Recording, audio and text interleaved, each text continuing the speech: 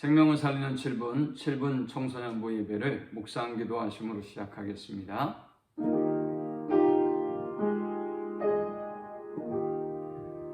주님, 우리 청소년부를 은혜 가운데 붙잡아 주시고 인도해 주셔서 감사합니다. 악하고 어두운 세대 가운데 이 시대를 본받지 않게 하시고 하나님의 뜻을 분별하고 하나님을 기쁘게 하는 우리 청소년부가 되도록 인도하여 주옵소서. 예수님의 이름으로 기도합니다.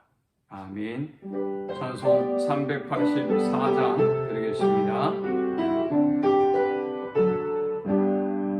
나의 갈 길 다가도록 예수 인도하시니 내 주 안에 있는 그는 어찌 의심하리요. 믿음으로 사는 자는 하늘 위로 받겠네. 무슨 일을 만나든지 만사형통하리라. 무슨 일을 만나든지 만사형통하리라.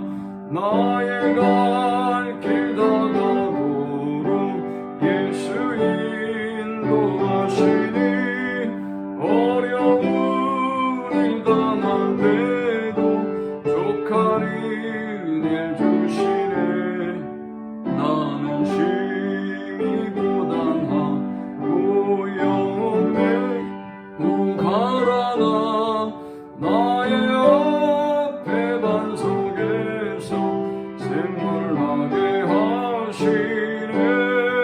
나의 앞에 반석에서 샘물나게 하시네. 나의 갈 길 다가도록 예수 인도하시니 그의 사랑 어찌 큰지 말로 알 수 없도다. 성령 감화받은 영혼 하늘 날아갈 때에 영영 부를 나의 찬송 예수 인도하셨네. 영영 부를 나의 찬송 예수 인도하셨네. 아멘. 오늘 이 시간에 주시는 살아계신 하나님의 말씀은 신약성경 로마서 12장 1절에서 2절의 말씀입니다. 그러므로 형제들아, 내가 하나님의 모든 자비하심으로 너희를 구원하노니 너희 몸을 하나님이 기뻐하시는 거룩한 산 제물로 드리라. 이는 너희가 드릴 영적 예배니라. 너희는 이 세대를 본받지 말고 오직 마음을 새롭게 함으로 변화를 받아 하나님의 선하시고 기뻐하시고 온전하신 뜻이 무엇인지 분별하도록 하라. 아멘. 가면 갈수록 우리의 삶 가운데서 하나님의 뜻을 분별하고 또 하나님의 뜻을 청종하며 순종하며 살아간다는 것이 얼마나 힘든가를 우리는 볼 수 있습니다. 성도는 하나님의 뜻을 분별하고 또 하나님의 뜻을 쫓아야 마땅합니다. 만일 그렇지 않다면 우리의 삶은 고난의 연속이고 또 실패의 연속이 될 수밖에 없을 것입니다. 조지 툴루엣이라고 하는 사람은 인간이 가질 수 있는 가장 위대한 지식은 하나님의 뜻을 아는 것이며 인간이 행할 수 있는 가장 위대한 일은 하나님의 뜻을 행하는 것이다 라고 말했습니다. 우리 인생에서 가장 위대한 것은 하나님의 뜻을 분별하는 것일 것입니다. 우리 인생에서 가장 위대한 일을 우리가 행했다면 하나님의 뜻을 행하는 것일 것입니다. 하나님은 우리에게 하나님의 뜻을 분별하는 지혜로운 사람이 되라고 명령합니다. 에베소서 5장 15절에서 17절에 보면 그런즉 너희가 어떻게 행할지를 자세히 주의하여 지혜 없는 자 같이 하지 말고 오직 지혜 있는 자 같이 하여 세월을 아끼라. 때가 악하니라. 그러므로 어리석은 자가 되지 말고 오직 주의 뜻이 무엇인가 이해하라 라고 말씀합니다. 오늘 본문 2절도 너희는 이 세대를 본받지 말고 오직 마음을 새롭게 함으로 변화를 받아 하나님의 선하시고 기뻐하시고 온전하신 뜻이 무엇인지 분별하도록 하라 라고 말씀합니다. 하나님의 뜻을 분별하지 못한 인생은 아무리 본인이 보기에 성공한 인생으로 생각한다 할지라도 그들의 인생은 실패한 인생입니다. 야고보서 4장 13절에서 17절에 보니까 아주 지혜로운 장사꾼의 이야기가 등장합니다. 그러나 하나님은 그를 어리석은 자라고 이야기하고 그의 자랑은 허탄한 자랑이라고 말씀하셨습니다. 그런데 문제는 우리가 하나님의 뜻을 분별하는 일이 쉽지 않다는 것입니다. 하나님의 뜻을 분별함에 있어서 우리가 어려움을 겪는 이유는 선택의 기회가 많아지면서 하나님의 뜻을 분별하는 일에 우리가 혼란을 겪고 있다는 것입니다. 또 때로는 상반된 조언을 하는 사람들이 있습니다. 여러분들이 어떤 일에 대해서 질문했을 때 다 똑같은 조언을 한다면 좋겠지만 문제는 이 조언들이 충돌될 때 우리는 대혼란을 경험하게 되는 것입니다. 우리는 성경 속에서도 이러한 경우들을 많이 발견하게 되죠.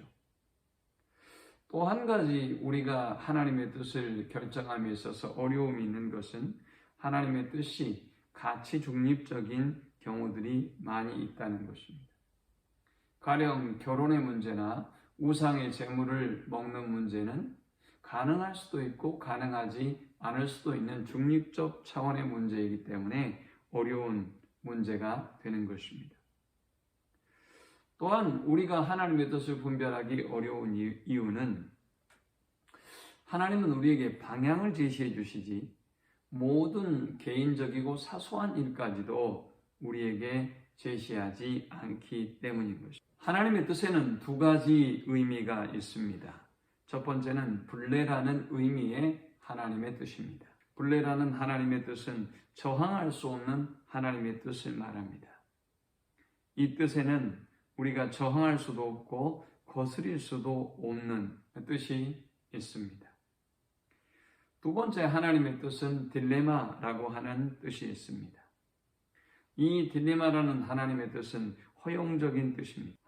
이 딜레마라고 하는 허용적인 하나님의 뜻은 하나님이 이루시는 일에 인간 편에서의 협조가 필요합니다. 저항이 가능하고 변경이 가능한 뜻입니다. 성경은 이렇게 말씀하죠. 하나님의 뜻은 모든 사람이 구원을 받기를 원하시느니라. 내 뜻은 너희들이 다 거룩하게 사는 것이다. 이런 것들은 하나님의 뜻이기도 하지만 또 인간의 협조가 필요한 의미를 담고 있습니다. 자, 그렇다면 하나님의 뜻에 대해서 우리는 어떤 태도를 가져야 하는 것일까요? 먼저 하나님의 뜻에 대한 신뢰와 확신을 가져야 합니다. 하나님께서 그의 선하신 뜻대로 우리를 인도하실 것을 분명히 믿고 나아가야 하는 것입니다. 여호와는 나의 목자시니 내게 부족함이 없습니다. 라는 고백으로 그분에게 나아가야 하는 것입니다. 우리는 우리의 생각이 옳다고 주장하고 생각해서 하나님의 뜻을 부인하고 거절할 때가 있습니다. 그때 우리는 이사야 53장 6절의 말씀을 기억해야 합니다. 우리는 다 양 같아서 그릇 행하여 각기 제 길로 갔거늘. 우리는 하나님의 말씀이 하나님의 뜻이 옳다는 확신을 가지고 하나님 앞에 나아가야 하는 것입니다.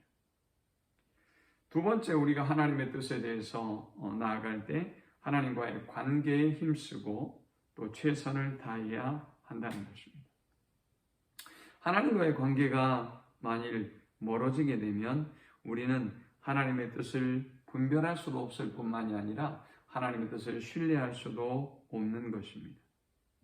그러므로 우리는 하나님의 뜻을 분별하기 위해서 하나님과의 온전한 교제와 관계를 회복하고 늘 깨어있고 순종하는 삶의 태도를 가져야 할 것입니다.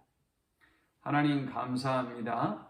하나님의 뜻을 분별하는 원리, 또 하나님의 뜻은 어떤 것이 있는지를 우리가 함께 들었습니다.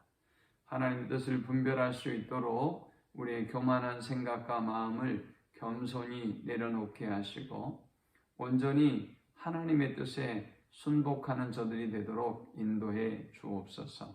예수님의 이름으로 기도합니다. 아멘.